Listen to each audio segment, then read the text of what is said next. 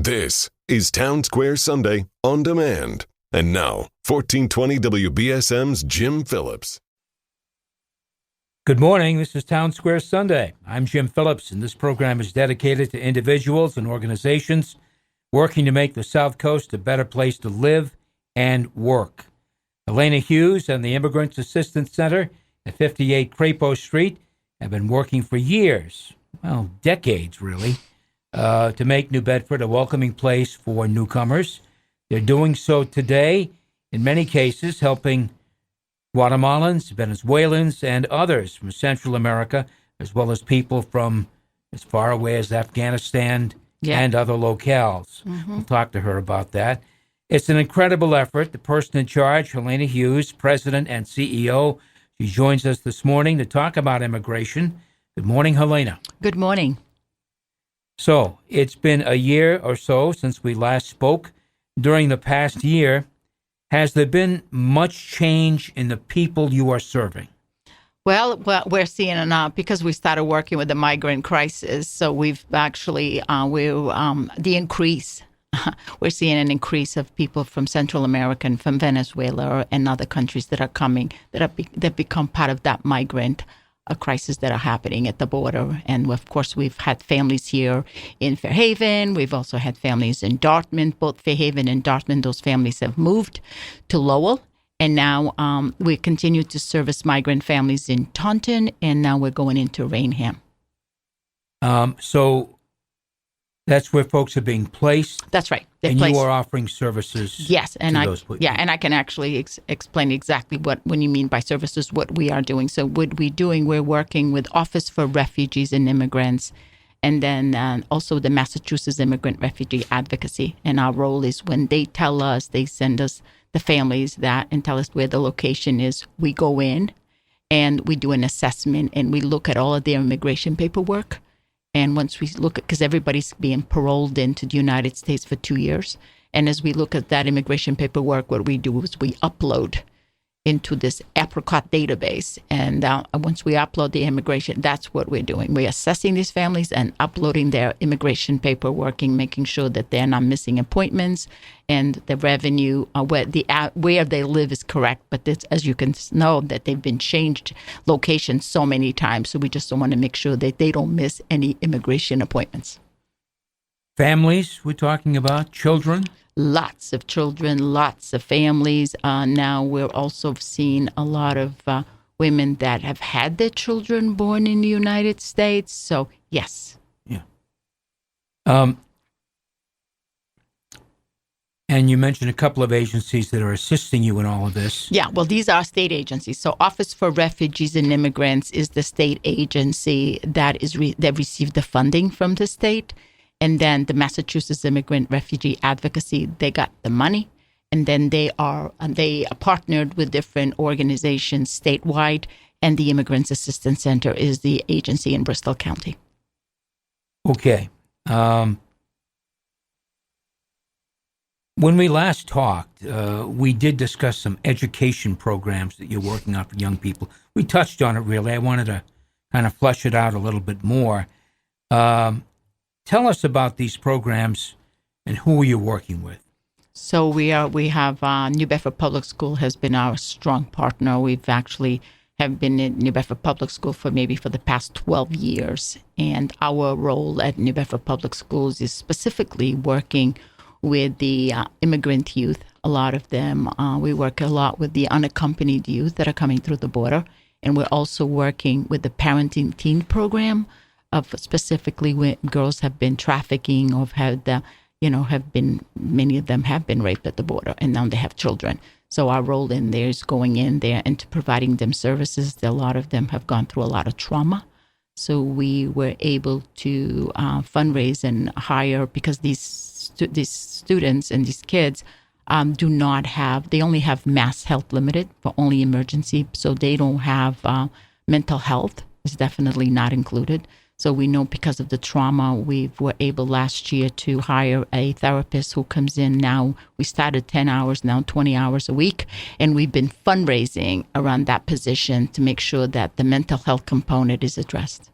These youngsters at New Bedford High School, do they speak English? Some of them speak Quiche, which means now they have to learn how to speak Spanish, and then they learn how to speak English. We've worked, until now, I'd say we've worked with over 1,000 kids.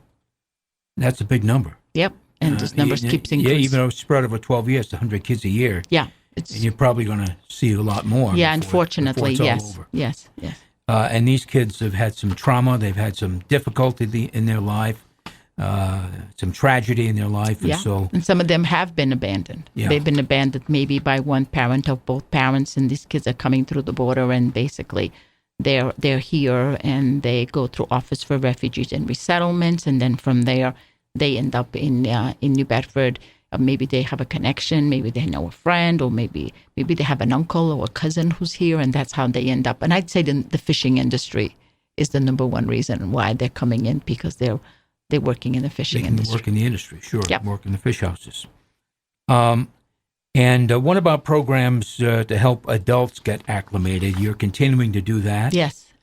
Absolutely. Run those down for us. So what's happening is when we are providing multilingual social services, so when people come in and they completely do not know where to go, so we help them navigate services, programs. Many times we look at many of them need how to speak English. So we provide ESOL classes. We also partner with BCC, and we are also providing ESOL classes at BCC, and basically try to help them get the services or the programs that they need, or basically just education. Basically, what is it like when you come into a new country with a different culture? What do you know?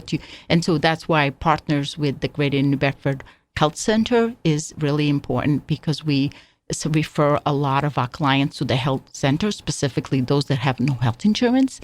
And working with New Bedford Public Schools has been, even though we work with other public schools, but New Bedford Public Schools has been always a partner, and we feel that is really important. And at the same time, working with the families and their sponsors. So that's been it's been a challenge, because a lot of them have immigration challenges, which means that they don't have any status.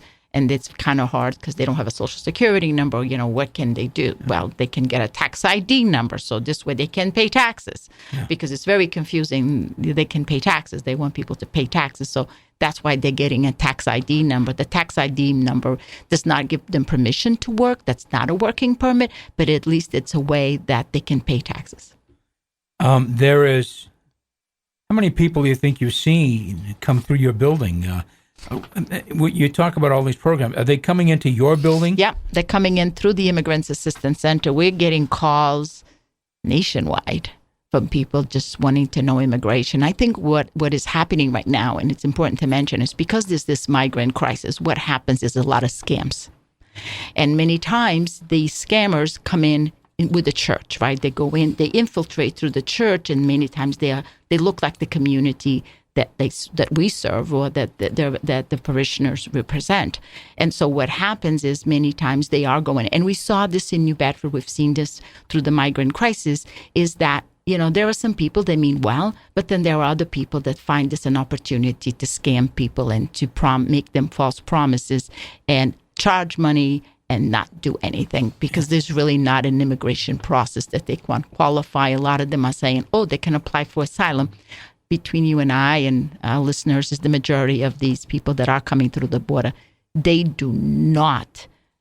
are not going to be able to apply for asylum, because some of them didn't come, for example, from Haiti, right? A lot of these families that we're seeing that coming from the migrant crisis are not coming directly from Haiti. They've either been living in Venezuela, or they've been living, and some of them are from Venezuela, but I'd say a lot of them have been living in Chile.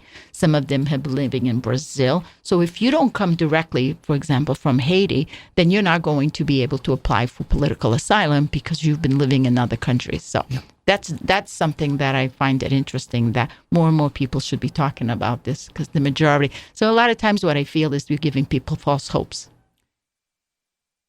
Well, you and I have both been critical of Congress for not enacting any sort of immigration reform over the past 20 years. 30. Okay. We'll say 30. Okay. That's incredible. Yeah, it's incredible. sad. Nobody has been able to mount the courage, the stamina, or the will, really, to do what it takes to do immigration reform. And this is both parties. This is not just Republicans. This is Democrats, too. Absolutely. They're both to blame. You know, they utilize immigration. And I think that we're going to see it. When they utilize immigration as a political football, at the end of the day, none of the parties have done anything. And we recently had a chance to have some advancement on the border crisis. So I think you know the story by now. We've talked about it.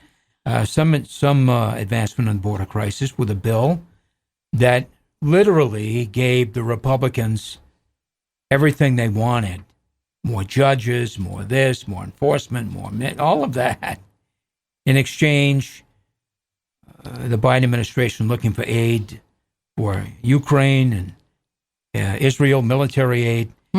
And the bill was never voted on because apparently Donald Trump said, don't vote on that bill. I want to straighten out the border crisis when I get back in. That's right. I don't want anybody else to take the credit for it. Take the credit for it. Yep. So the bill was never voted on. And that's the kind of frustration. That is like the ultimate frustration for me, that a third party can dictate what Congress is going to do. It shows you how spineless, frankly, these people are in tackling tough issues. It's just awful. Yeah, it is awful. And meanwhile, you have all these families who are living in limbo, and I really believe that because nothing has been happening with immigration reform, I really believe that what we are creating with this migrant crisis, we are creating more of a stronger underground economy. Yeah. That's what we are creating. Another class of people who are coming in and who don't really not going to be able to get status. But everybody's talking about political asylum, but we see that it is not. A lot of them are not. It is very hard to claim. They're not eligible. They're not eligible. And so it's important that people understand that. So I think they're coming in under false pretense. And it is very sad to see that. I have, been in this country since 1971. And like I mentioned, I've been at the Immigrants Assistance Center since 1984. I have never seen what I'm seeing right now as our country being so divided that no one's talking to anybody. And that's in either parties, and they're both to blame. That is sad. That is very sad. We're going to lighten the mood, though, in just a moment. Here, you're listening to Town Square Sunday. I'm Jim Phillips. My guest, Helena Hughes, the president and CEO of Immigrants Assistance Center on Crapo Street in New Bedford. You celebrated an important anniversary recently. Yes. 40 years at the IAC. Yeah, on February 27th, 1984 is when I started, and I guess I never left the building. And so to celebrate your 40th anniversary, there was a citizenship ceremony in which 25 people pledged their allegiance to the United States. Exactly. So you had Dennis Reardon, director from USCIS, when he found out I was celebrating 40 years, and he said, I want to have a citizenship ceremony on February 27th on your anniversary to celebrate your 40th anniversary. And I could not think of a better way to celebrate my 40th anniversary is to make sure, because I think citizenship and citizenship ceremonies is actually probably the highlight of my job at the center. And so, so we had it. We usually have the ceremonies on a Friday, but because my anniversary fell on a Tuesday, we had it on a Tuesday. Yeah, 25 people from 13 different countries. And we make sure that every time we have a citizenship ceremony that we register people to vote. How are the newcomers from Afghanistan doing? Very well, very well. A lot of them are working. So we have quite a few of them are working in Brittany Dye. And some families are doing well. A lot of the families have moved. But yes, we're still in contact with our families, and they're doing very well. And I'm very happy. And some of them already got their green card, and so that's really positive. Have they? Do you expect to see more folks from that part of the world? I'm not sure. That part of the world, Middle East. I'm not sure, because I think what happened was when they arrived, it was very hard. Housing, right? It is so hard. We have a housing crisis, right? It's not just here in New Bedford, everywhere. And I think it was very hard for them to find places. And once they settled here, they found out where other family members were. And so they moved to other states, Vermont. I think some of them went to California. I think some of them went to Texas. So I do believe we'll be getting some more, but I just, I don't know when. I think I've been told that some are coming, but some of them might be coming from other states who are already here to join the families. Sure. Get your annual fundraising event coming up in May. That's right, May 10th. That was a gala. Yeah, May 10th is our annual fundraiser, and it's the way that we're able to supplement for the programs that we have at the Immigrants Assistance Center. So yes, May 10th on a Friday from 6 to 10, and will be held at Kilburn Mills. And we are looking, we've already submitted some sponsorship requests to businesses, and we're also going to be selling tickets.